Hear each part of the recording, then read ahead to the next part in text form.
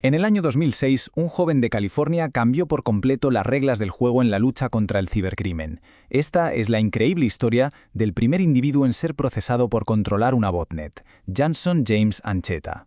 Para que nos hagamos una idea de la escala de la que estamos hablando, esta cita de la Fiscalía lo resume todo. Secuestró alrededor de 500.000 de sistemas informáticos.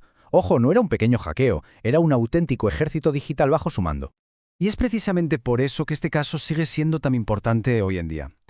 La condena de Ancheta en 2006 sentó un precedente. Sentó las bases para todas las futuras acciones legales contra el cibercrimen. Fue, por así decirlo, el momento en que la justicia se puso al día con una nueva era de delincuencia.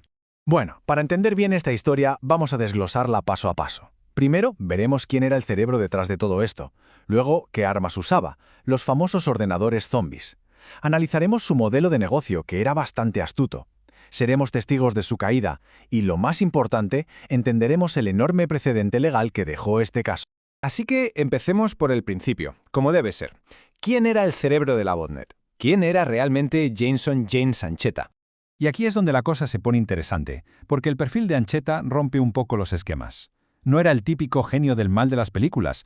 Tenía solo 20 años, había dejado el instituto, vivía en Downey, California, y su trabajo era en un cibercafé. De hecho, su familia decía que quería unirse a la reserva del ejército.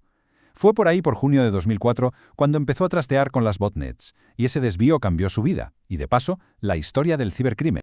Entonces, la pregunta es, ¿cómo es posible que alguien así montara semejante imperio digital desde un simple cibercafé? Pues la respuesta está en su arma predilecta, los ordenadores zombies. La palabra clave aquí es botnet. A ver, en esencia, es una red de ordenadores de gente normal, privados, que han sido infectados con un software malicioso. Lo más loco es que sus dueños no tienen ni la más remota idea, pero un hacker puede controlarlos todos a la vez, como si fueran una sola entidad. De ahí que se le llame un ejército zombie. Y el proceso para crear una en realidad es bastante metódico. Son como 4 pasos. Primero, el hacker busca un fallo de seguridad, una vulnerabilidad. Segundo, infecta el ordenador con un gusano, como el famoso RxBot, que Ancheta modificó para sus fines. Tercero, ese ordenador se convierte en un zombie, silencioso, a la espera de órdenes.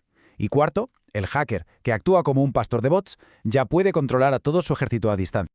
Pero, ¿para qué tanto lío? ¿Cuál es el objetivo de todo esto? Pues tiene 2 ventajas brutales para un ciberdelincuente. Por un lado, le permite amplificar sus ataques de una manera masiva, y por otro, le da un anonimato casi total, porque se esconde detrás de miles de máquinas de otras personas. Claro, es que Ancheta no hacía todo esto por diversión, tenía un plan muy claro. Y esto nos lleva directamente a su modelo de negocio y a cómo consiguió sacarle dinero a su ejército zombie. Si echamos un vistazo a su catálogo de servicios, vemos que era sorprendentemente profesional. Por un lado, alquilaba el acceso a su botnet para lanzar ataques de denegación de servicio o para enviar spam masivo. También instalaba software publicitario, el famoso adware, para generar ingresos con clics falsos. E incluso llegó a vender su propio software para que otros pudieran crear sus botnets. Y lo más curioso, todo lo cobraba por PayPal. Claro, recibir dinero por actividades ilegales es arriesgado. Para intentar borrar sus huellas, Ancheta enmascaraba todas esas transacciones de PayPal. En vez de poner alquiler de botnet, las hacía pasar por servicios legítimos de alojamiento web. Un intento vaya de blanquear el dinero digital. Pero como suele pasar, su imperio digital no iba a durar para siempre. Vamos a ver ahora cómo las fuerzas del orden consiguieron desmantelar toda su operación. El FBI ya era muy consciente de la amenaza que suponían las botnets. De hecho, lanzaron una iniciativa a gran escala. La llamaron Operación Bot Roast, que estaba diseñada específicamente para una cosa: rastrear y capturar a los tíos que controlaban las botnets. Y claro, Ancheta estaba en su punto de mira. La verdad es que su ascenso y caída fueron muy rápidos. Si miramos las fechas, en junio de 2004 empieza a montar su red. Poco más de un año después, en noviembre de 2005, el FBI lo caza en una operación encubierta. Y para mayo de 2006 ya se estaba declarando culpable de 4 delitos graves.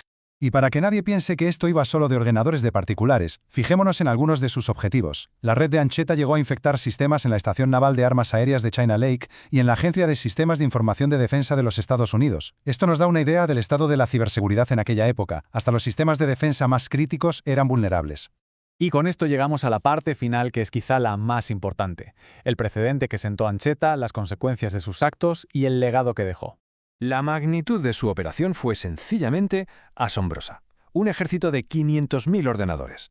que le sirvió para generar más de $58.000 en beneficios totalmente ilegales.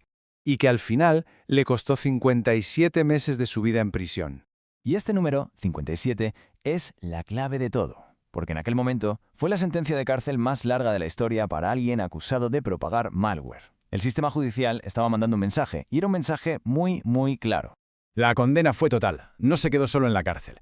Además de los 57 meses, le obligaron a devolver los más de $58.000, tuvo que entregar su coche, un BMW, le confiscaron todo su equipo informático y, encima, tuvo que pagar $15.000 como restitución a las Fuerzas Armadas. Así que si nos tenemos que quedar con una sola cosa, es esta. El caso de Estados Unidos contra Ancheta estableció un precedente legal demoledor. Demostró que controlar una botnet ya no era una simple travesura en una zona gris de la ley, no. Era un delito federal grave, con consecuencias muy serias.